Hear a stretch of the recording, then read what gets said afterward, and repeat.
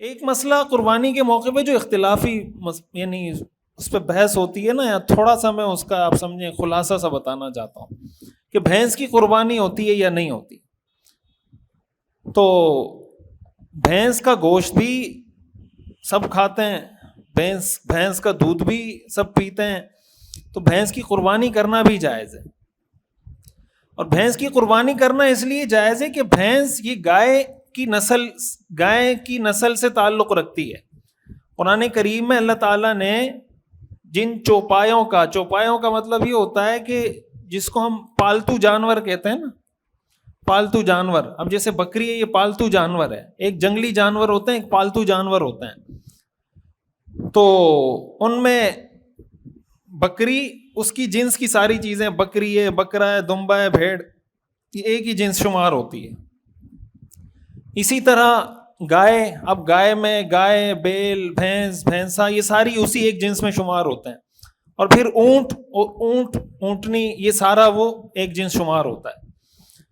تو چاہے کوئی بکرے کی جنس سے ذبح کرے، دمبے کی جنس سے، یعنی دمبا یا دمبی، بکرا یا بکری، اسی طرح گائے یا بیل، اسی طرح بھینس یا بھینسا، اسی طرح اونٹ یا اونٹنی.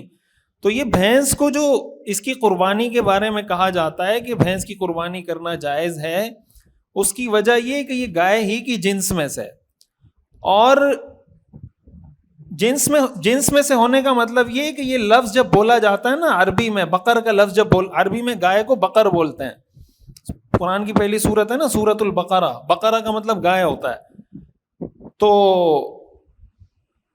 عربی زبان میں بقرہ کا لفظ اس کے لیے بھی استعمال ہوتا ہے. یہ تفصیلی موضوع ہے، میں اس کا خلاصہ بتا رہا ہوں. عربی کی جتنی ڈکشنری ہیں نا، جو عربی لینگویج کی ڈکشنریز ہیں، اس میں بقرہ کے لفظ کے اندر جو لغت کے ماہرین ہیں انہوں نے لکھا ہے جاموس کہتے ہیں عربی میں بھینس کو، جاموس. وہ کہتے ہیں کہ یہ بھی بقر کی جنس میں سے شامل کے اندر ہی آتا ہے. تو اس لیے بھینس کی جو قربانی ہے یہ قیاس کی وجہ سے جائز نہیں ہے کہ ہم نے قیاس کر کے کہا ہو کہ بھینس کی قربانی جائز ہے، بلکہ یہ اس لیے جائز ہے کہ جب ہم یہ کہتے ہیں یہ گائے ہی کی نسل میں سے ہے، گائے ہی کی جنس میں سے ہے، اس کا مطلب یہ ہے کہ قرآن میں جب گائے کی قربانی کی اجازت ہے تو بھینس کی قربانی کی بھی اجازت ہے. اور ایک بات یہ بھی سمجھیں کہ جو حضرات یہ جو بات ہے نا کہ بھینس کی قربانی نہیں ہوتی، یہ اب لوگوں نے کرنا شروع کی ہے.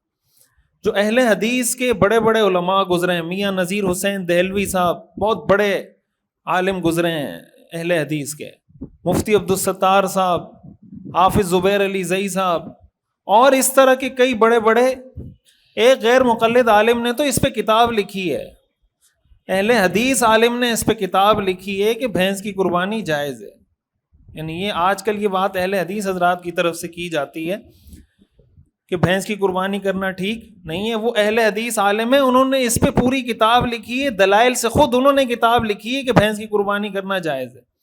تو یہ آج کچھ لوگوں نے کہنا شروع کر دیا کہ اس کی قربانی جائز نہیں ہے. حضور علیہ الصلوۃ والسلام سے ثابت نہیں ہے. اس کی وجہ یہ کہ اس زمانے میں یہ تھی نہیں، وہاں عرب کے معاشرے کے اندر یہ موجود نہیں تھی، اس لیے ثابت نہیں.